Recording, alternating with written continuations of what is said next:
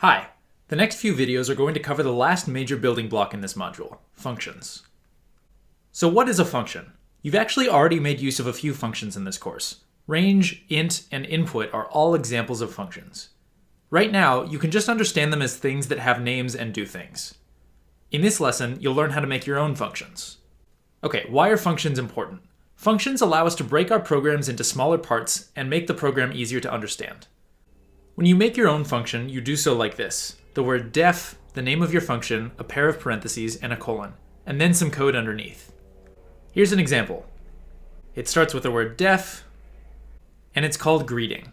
Below is, you probably guessed it, the body of the function. This part will make more sense when we talk about using functions.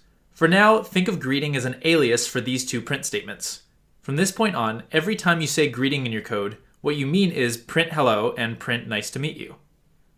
And of course, everything in the function body must be indented by one level.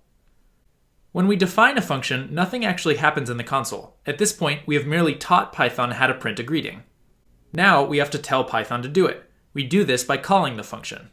Each time we call it, the code in the function gets executed. This is part of why functions are valuable. They allow us to save some code for later and then use and reuse it without typing it out each time.